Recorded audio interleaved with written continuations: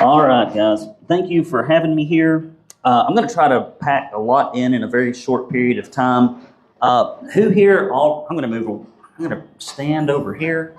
I don't know. Are you supposed to be in front of it or behind it? I think typically you're supposed to be. The speaker needs to be in front of the mic for not feedback. Anyway, we're just going to move ahead. It's going to be crackling. You're going to pretend like you're listening to this on an old LP. It's just got the needle running through it. It's no big deal. We used to listen to those. So this is like classic broadcast. So a few things. First off, thank you for having me. How many of y'all subscribe to the Tennessee Conservative? Raise your hand. A fair amount. If not, there's a little square piece of paper. If you'll give that to my wife, because I've got to leave. I've got a 1 o'clock up on the mountain I've got to go get to. But we cover news from the conservative perspective in Tennessee. And honey, you may have to move. I don't know what's going on with this thing. Last time I think I didn't use it. I'm going to just go ahead and be my own AV person here. I'm going to set this in the front and see if it makes a difference. I think it will. I did that last time. All right, much better. So I've done the AV stuff for a while. So we do reporting. Basically, we cover the Tennessee Legislature from a conservative perspective. We are the state's only conservative news alternative. The Tennessee Star used to be sort of conservative, then they went with the same staff, and now they cover like 8 or 9 states. So you get an article or two out of them, and occasionally a good one, but it's not much reporting on it anymore. There's just like one state article, and it's something that happened in Minnesota, and then a bunch of other national stuff. Well, we're going to put out 13, 14 Tennessee stories, state government stories a day, Monday through Friday, and we do a summary called The Big Seven. It's a podcast where we tell you what were the 7 biggest stories in Tennessee politics over the last week. In summer, it gets pretty boring. But during the legislative session, there's always something going on. And so I've been doing this for 4 years. For those of you who don't know, I went into political retirement, and COVID brought me back out. When they shut down my church, they shut down my gym. They told me that my kids had to do all this stuff. They took them out of, I was like, enough is enough. So April of 2020, I was there with a few of you on the Market Street Bridge saying, open everything up. I think you've got it wrong. And they did get it wrong, in my opinion. And those are the same people in power today. So often when I see what happens in Nashville, I just have to remember when the real challenge of our lifetime came, they failed. They had a lapse of judgment. They could not see clearly. They could not devise the time. And I think a lot of it has to do with this because we did not send people with good, strong constitutional moorings up to Nashville. Because if you don't have good moorings and the wind blows, what do? You just fall over. And everybody else was falling over and they fell over too because they lacked the foundations. So what I want to do today briefly, because a lot of you probably don't know, is I'm going to just run through and then I'm going to pass this out, what's happened in the legislative session. How many of you feel like you've got a good handle on it? And how many of you feel like you really don't know what happened this legislative session? Most of you. That's why you've got to subscribe. All of the people don't subscribe to my paper. I feel for you. You got to read that thing, right? If you want to know. So here we go. So here's just a few things. And I had Jason Vaughn, who's our media coordinator. And I can't see you now because I've taken my glasses off, but I can see this. You blurry people. But I had him put together the top 9 best that we got in no particular order, the 5 biggest disappointments, things that are still alive that conservatives should support, several bills that have been placed behind the budget. I'll talk to you about that in a moment. And then things that are still alive that conservatives should probably oppose. So here we go. I'm not going to read these bills. The bill numbers will be on here. It'd take too much time, but I'm just going to tell you what they do, and then you can see who carries them, and then you can go research it on your own. As enacted, clarifies that a person is not required to solemnize a marriage they don't agree with, signed into law by Bill Lee. It basically means if you're a minister and somebody says, I want 2 men to be married, you can say, no, thank you. Extended lifetime orders of protections for victims of stalking and harassment. That got signed into law. Allows unvaccinated families to adopt kids. That's passed in the House and the Senate, and that had a lot to do with Gail Green's lobbying efforts up there, if I'm to understand this correctly. Which goes to show you that when you go up there and lobby as a citizen, it is time-consuming and expensive and stressful, but you can get some things done. A bill that requires law enforcement to report illegal aliens to the feds if they are picked up for committing another crime. Passed the House and Senate. Hasn't been signed by Billy yet, but the Tennessee Foster and Adoptive Parent Protection Act prohibits the Department of Children's Services from requiring adoptive foster parents to support a policy on sexual orientation or gender that conflicts with the parent sincerely held religious beliefs. It's basically like if your kid says, I'm a boy and it's a girl, I don't have to go along with that, and they won't take your kid away. Requires social media platforms to acquire parental consent before minors use it. That's pretty good. Requires Tennessee public schools to provide yearly age-appropriate gun safety training. You would think they were teaching them how to make bombs. If you saw let's just teach them how to be safe around the gun. So maybe they keep asking for us to do something about this. Then when we do something that's not taking away guns, they ain't for it. Allows local law enforcement agencies to assign a school resource officer even if the school doesn't want it. All these blue cities, they don't want school resource officers in the schools. They don't, and so now they can get one whether they want them or not. Allows private schools to adopt their own handgun carry policies for faculty and staff. So if you're in a private school, Christian school, secular school, and you want your people to do the only thing that prevents school shootings, and that is to meet the obstacle in reality and not fiction, you can do that. Here are the 5 biggest disappointments. There are others, but restoring state sovereignty through nullification was deferred to summer study. What does that mean? If the government does something that is unconstitutional like they did during COVID, every state needs to have a process where they can say, this is not enumerated in the Constitution. We will not go along with it. You can pound sand and good luck to you. And if you're going to enforce it, you got to enforce it with your own federal agencies. You can't enforce it with our state agencies. That was killed by rhinos in committee. And it's a shame because if we'd had something like this, I don't think we would have had the COVID situation that we had go on as long. Sought to prohibit adversaries of the United States from doing business with the state of Tennessee, which basically means that China can do business with the state of Tennessee. There's no law against it, which is not appropriate. There's one that sought to increase fines for transporting illegal aliens into the state and remove current exemptions from common carriers.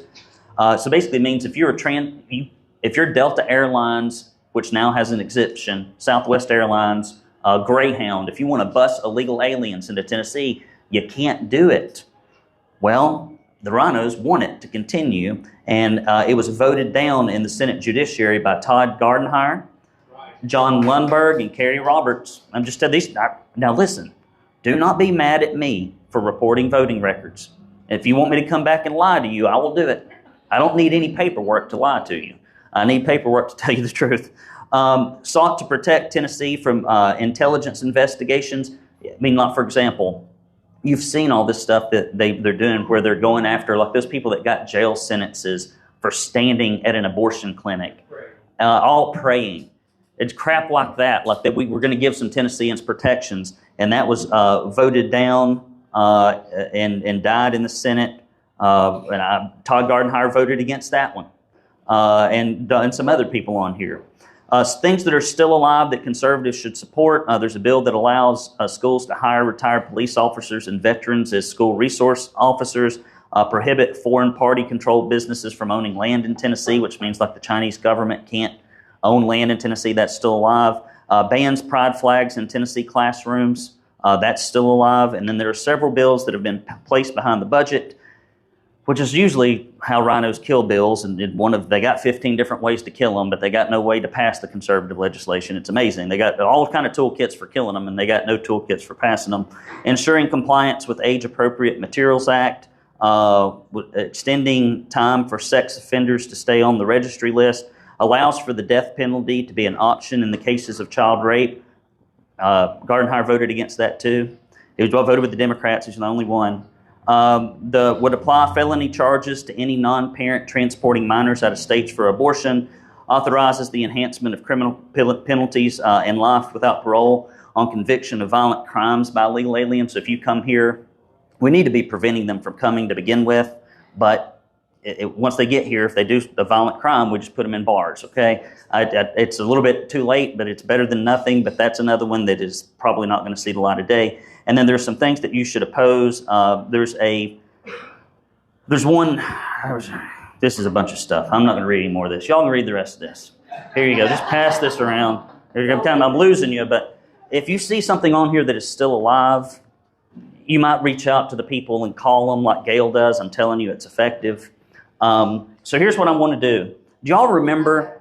Yes, ma'am. Go ahead. What about the money one? The UFC?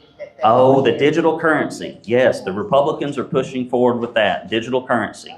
We have tried to oppose it. We've pushed it. Republican leadership wants digital currency. Did they pass it? But the first part of it's passed. Michelle, where's the rest of it? Do you remember? They tabled it. The last committee I listened to, they tabled it for 2 weeks because several of the people on the committee said that the bill was 86 pages and they could not understand. Yeah, it's an 86-page digital currency and everything else bill. And anyway, how many of you remember, you have to be kind of older and not say there's any older people in this room. There's a few of you. I'm putting my glasses. No, I can't. I'm about to read these things. You remember when they had the blind taste test between Pepsi and Coke? You remember that? And it was a very effective campaign. It was so effective, they did what? Do you remember? Because people like Pepsi better, the taste of it. They changed the formula of Coke, which is a huge boondoggle. Like, it was just backlash. You'd think, oh, that makes sense, right? People say they like this better. Let's taste like that. It didn't work. So I'm going to give you all a blind taste test. I'll give you a blind taste test here. I'm going to read you some votes, and I want you to tell me, is it a Republican or is it a Democrat? See if you can tell. It's going to be very interesting. In committee, voted against bills that would protect schools from litigation resulting from adoptive of policies that require students to use bathrooms that correspond with their own biological sex. Meaning you would vote against the fact that men need to be in men's bathrooms and women need to be in women's bathrooms. Voted against legislation to authorize partisan elections for school board members, which means you want Democrats voting in Republican primaries. How many of you want Democrats voting in Republican primaries? No. It's amazing because I've had people argue with me about it. What's the guy that has the little pot belly that sat over here that was so disrespectful the last time I came? What's his name? King? What? David Queen. He harangued me for like 30 minutes about why that's a good idea over here after the meeting. And I'm like, you represent these people, not your own personal opinion. And I've been harangued by other people who shall remain nameless about it. But it's not what people want. Voted to give illegal aliens professional licenses on the Senate floor. Voted against allowing local school law enforcement to enforce federal immigration laws. So it means we can't enforce our immigration laws here in Tennessee. Voted for the incumbent protection bill, which basically was a bill for silencing grassroots conservative organizations 60 days before the primaries. Voted to allow, sent a bill to summer study that would reject exemptions from schools that allow obscene materials, basically allowing it. What else? Here's a good one. Voted to make ivermectin over the counter in the state. Like if you want to get ivermectin, you can't get it. He didn't think you should be able to. Supported a 5-cent increase of taxes on soft drinks and soda and carbonated natural and mineral water because he thinks it's making you fat. I'm not going to read that part. It's all we've wound out. We're on steam power now, people. We're on steam power. Voted for legislation to criminalize parents based upon anonymous allegations of abuse or neglect. Co-sponsored a bill to use private-public partnerships in construction of toll roads. Voted for a bill to allow a subjective standard for physicians to potentially permit an abortion for a patient in bad faith. Voted for a resolution for an amendment to the Tennessee Constitution, and this is one, allowing ownership of interest in private corporations by the state. Corporations in the state are already in bed real well together. We don't need the state to own corporations because the corporations already own the state. Now, 90% of donations that come to Republicans in the state of Tennessee come from left-leaning corporations. That is the truth. They don't need your money. They've got plenty. And so this was something they were trying to do that thankfully it didn't make it, but they're going to probably try to do it again. There was a bill that would have increased fine for the transportation of illegal aliens into the state, and he killed it. Voted against a bill in the Senate Judiciary Committee that would increase fines for the transportation of illegals. Voted, and this is just now in 2024, voted against legislation to require Tennessee law enforcement to report illegals who have been arrested for other things to the federal authorities. So if you get arrested for a DUI or something, they're supposed to report you to the federal government. He thinks that's a bad idea. Voted against a bill to ban pride flags from Tennessee classrooms. Apparently thinks they need to be in there. Sponsored a bill in the Senate that would give illegal aliens free college tuition. It's a good one. Voted in favor of a red flag bill, which basically says if you go see a psychiatrist or a psychologist and they're like, I don't think he should have a gun, they can take it away without due process. I don't know if many of you know, like counselors or psychiatrists, there's some that are good and there's some that are bad, but I've known many of them personally as friends, and there's about 70% of them I'm like, I wouldn't trust you with my kids for 10 minutes. You're crazy and your whole life is cuckoo. And you're gonna tell this person that's talking to you like that, I'm sorry, I've just seen it. I don't trust that. That's why we have due process in the courts.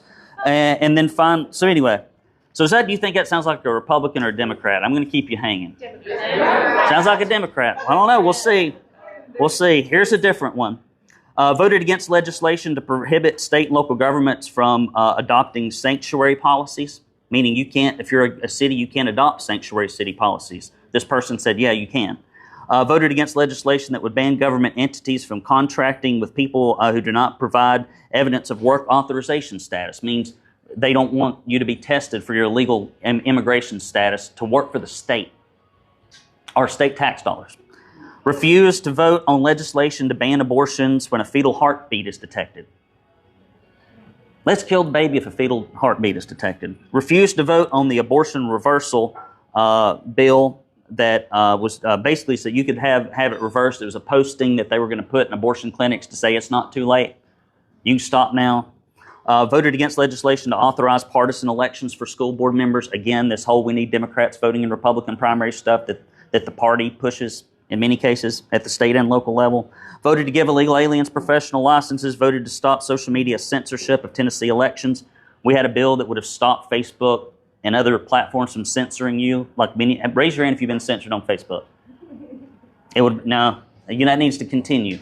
That needs to continue. You don't need to have your free speech. Voted for the incumbent protection bill. That's the same one that censors conservative organizations. Corporate welfare. Voted for a $52.8 billion budget, which allocated $8.9 million plus $55 million in bonds for the Tennessee Titans Stadium. How many of you think we need to give $2 billion to the Tennessee Titans in taxpayer funding? It's wildly unpopular, but it's pushed and it's voted on by most of the delegation. Voted against a resolution to make the Holy Bible Tennessee's official book. Claims to be a Christian. Voted against lowering Tennessee's concealed carry age to 18. Voted against legislation, anonymous allegations. How many of you know somebody crazy married to somebody else who's crazy who reports them to get them in trouble when nothing has happened? Have you ever lived through this in a family or said like a dysfunctional family gets divorced, they use the kid as a pawn? Well, they can take your kid away without any due process. And that's something they think is good. They think the government's going to make the right decision. You're going to make the wrong one as the parent. Voted for legislation that paved the way for global currency. Co-sponsored a bill for the use of private public partnerships, toll roads. Co-sponsored a bill to allow subjective standards for basically making it easy to do abortions. Now, this is just this year. Voted against public access for the Department of Tourist Development Records. That means if they're giving millions and billions of dollars away, they can hide the records from you for 10 years because they know what's best. You don't need to know. Voted in favor of that red flag gun bill I mentioned where the psychiatrist can take away your rights. And a few other things. So Democrat or Republican? Democrat. Sounds like a Democrat. All right. Is it Pepsi or is it Coke? I'm going to pass these down, guys. These are, the first were Todd Gardenhire's votes. The second ones are Patsy Hazelwood's. What? Yep, those are your votes, people. Don't be mad at me. I did not make these votes. We just watched the little meetings and saw how they voted. Now I'm telling you, you do what you want to with it. Yeah, I don't care what you do with it, but I'm just telling you. Guys, here's the summary and the takeaway, and then I'm going to take questions. We have to decide as individuals if we are for the party platform and if we want to live under policies or if we want to live under politicians and the party. The party is only worth supporting when the party follows and adheres to the platform. It is only worth following when the party tells the truth about the people who are not following the platform instead of covering up for them. And so that is why so many organizations or so many people who care cannot and won't get involved in Republican politics in an official capacity. Like I started the Signal Mountain Conservatives Club because I know if I tried to do anything on the mountain to electoral conservatives, I'd be like trying to do it with a millstone around my neck. I'm not going to do that. And so as individuals, you just have to decide, what am I in this for? And there's some people that are in it for moving up the ladder, being recognized by people, getting patted on the back, maybe get some kind of appointment, maybe be a lobbyist one day when they get out of office, and those folks will climb, because what happens is you get up to the legislature, and your first year or so, people are pretty conservative, and about 80% of their money comes from back in the district. And then as time goes on, that completely flips to where after about year two, about 60% of their money comes from corporations and 40% comes to the district. Then it's 80, then it's 90. And now you don't matter anymore. And then they discover if they fight illegal immigration, if they make a stink about something up there in the Republican supermajority, they are relegated to obscurity. And then only the true principled ones will actually still vote with their districts, but they'll never sit on a committee or anything like that. And so that's why we have got to disrupt, in my opinion, the power structure and actually get some conservatives in place of some of these folks that don't vote the best. And so this has been a tough job. I've been doing this for 4 years in October. There are people that won't look at me.